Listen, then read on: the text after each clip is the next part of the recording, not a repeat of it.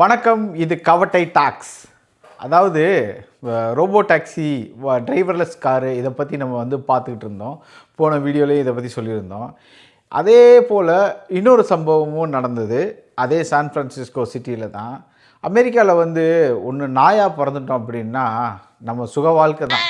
என்னன்னு தானே கேட்குறீங்க? அதாவது அவ்வளோ தூரத்துக்கு நாய்க்கான செலவு அதிகமாக இருக்கும்.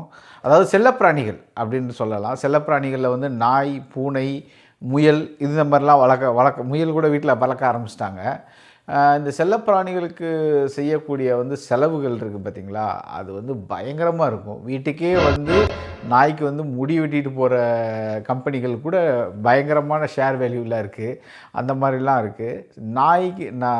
டாக்குக்கு அப்படின்ற போய் சாப்பாடு வாங்குறதுக்குன்னு பெரிய தனி கடைகளே இருக்குது. பெட் ஷாப் அப்படின்லாம் நிறையா இருக்குது. அதெல்லாம் பார்க்கலாம். இதில் செல்லப்பிராணிகளுடைய செல்லங்கள் கொடுக்கறது அமெரிக்காவில் மட்டும்தான். நிறைய செல்லங்கள் கொடுப்பாங்க. அதுவும் அன்பாக பழகுது. அதனால் அதுக்கான எக்ஸ்பெண்டிச்சர்ஸ் நிறையா இருக்குது.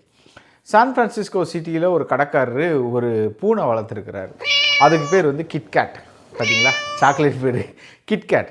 கிட்கேட் ஓடி வா, கிட்கேட் இங்கே வா அப்படின்னா வரும், ஓடும், அங்கே உள்ளவங்ககிட்ட பழகும், நல்லா ஜாலியாக பேசி தெரியுமா, ஓடி ஆடி விளையாண்டு தெரியுமா. அந்த கடைக்காரர் மட்டும் இல்லாமல் அக்கம் பக்கத்து உள்ளவங்க, பக்கத்து கடைக்காரரு, வர்ற கஸ்டமரு, அவங்ககிட்டலாம் அந்நூனியமாக பழகுங்க அப்படின்னு சொல்லி எல்லாருமே சொல்லிக்கிட்டே இருக்கிறாங்க. திடீர்னு இந்த ரோபோ டாக்ஸி இருக்குல்ல, ரோபோ டாக்ஸி, அதுக்கு என்ன சொல்கிறது, டிரைவர்லெஸ் காருக்கு ஒரு எல்லாமே மிஷின் தான். அது ஆர்டர் போட்டால் அது பாட்டுக்கு வேலையை பார்த்துக்கிட்டே இருக்கும். சரிங்களா. இந்த பூனைகளில் அங்கிட்டு இங்கிட்டு ஓடிக்கிட்டே தெரியும். அந்த பக்கம் இங்கிட்டு ஓடிக்கிட்டு தெரியும், அங்கிட்டு ஓடிக்கிட்டு தெரியும். ஒரு நாள் அவர் கடை வாசலில் ஒரு ரோபோ டாக்ஸி வந்திருக்கு. வந்தவுடனே அன்றைக்கி ரோபோ டாக்ஸி கஸ்டமர் இறக்கி விட்டு எதிர்பாராத விதமாக ரிவர்ஸ் எடுத்துருக்கிறப்ப அந்த மூலையில் இருந்த இது டப்புன்னு இந்த பூனை மேலே ஏறி பூனை செத்து போச்சு. செத்து போன உடனே அட பாவிகளா, என் கிட்கேட்டை கொண்டுட்டிங்களடா அப்படின்னு சொல்லி அங்கே உள்ள கடைக்காரங்க இவங்க எல்லோரும் சேர்ந்து, ஒன்று டிரைவர் இருந்தால் டிரைவரை இழுத்து போட்டு அடிச்சிருப்பாங்க. டிரைவரும் இல்லை, உள்ள ஆள் இல்லை, இது எதை போட்டுற அடிக்கிறது இவங்கள அப்படின்றது தான் பெரிய கஷ்டமாக இருந்திருக்கு. இந்த மாதிரி எல்லாருமே இந்த செயலை நிறையா கண்டிச்சிருக்காங்க.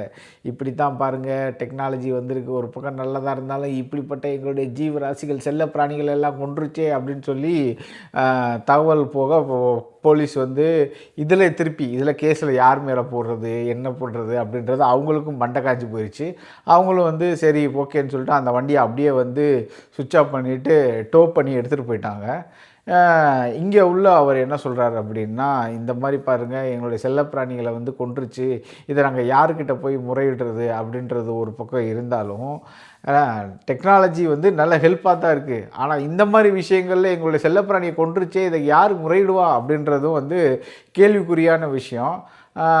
இது ஒரு பக்கம் முடிஞ்சதுக்கப்புறம் அடுத்த நாள் அந்த கடைக்காரங்க, அந்த பக்கத்து கடைக்காரரு, வீட்டுக்காரங்க, பக்கத்தில் உள்ள குடியிருப்பு வாசிகள் எல்லாருமே சேர்ந்து கிட்கேட் இறந்த இடத்துல, அதாவது அந்த பூனை இறந்த இடத்துல, அந்த செல்லப்பிராணி இறந்த இடத்துல மலரஞ்செல்லாம் செலுத்தி, ஐயோ ஒரு கண்ணீரஞ்சு எல்லாருமே இப்படி மறைஞ்சு போயிடுச்சே அப்படின்னு சொல்லிட்டு அந்த பூனை மேலே அவ்வளோ பரிதாபப்பட்டிருக்காங்க. எல்லாருமே பரிதாபம் இருக்கும், எல்லாமே இருக்கும். இது இந்த டாக்ஸி மோதி செத்துருச்சு, அதுவும் இந்த டாக்ஸி மோதி செத்து போச்சே, நம்மளால் எதுவும் பண்ண முடியலையே அப்படின்றது தான் அங்கே உள்ள இது.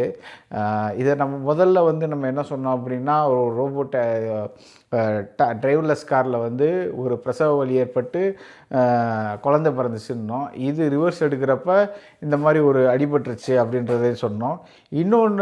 இன்னொரு விஷயங்கள் என்னென்னா, ஸ்கூல் பஸ்ஸு போகிறப்போ அந்த ஸ்கூல் பஸ் ஒரு சிக்னல் இருந்துச்சுன்னா நம்ம நின்றணும். அதையும் மீறி போயிருக்கு அப்படின்றப்போ அங்கே உள்ள இது டிராஃபிக் வயலன்ஸ் அப்படின்னு சொல்லியிருக்காங்க. சில குறைகள்லாம் இருக்குது. அதை சின்னதாக நிவர்த்தி பண்ணிக்கிட்டே வர்றாங்க. இப்போ கிட்கேட் இறந்தது பெரிய பிரச்சனையாக இருந்தது, பேசு பொருளாக இருக்குது. அதனால் இந்த ரோபோ டாக்ஸி, இந்த டிரைவர்லெஸ் காரு, இதுக்கு அடுத்து இன்னொரு ஆராய்ச்சியும் ஈடுபட்டுக்கிட்டு இருக்காங்க. இந்த டிரைவர்லெஸ் காருக்கு பதிலாக டிரைவர்லெஸ் ட்ரக்கு கொண்டு வர போகிறோம் அப்படின்னு சொல்லிட்டு அந்த ஆராய்ச்சியில் ஈடுபட்டுக்கிட்டு இருக்காங்க.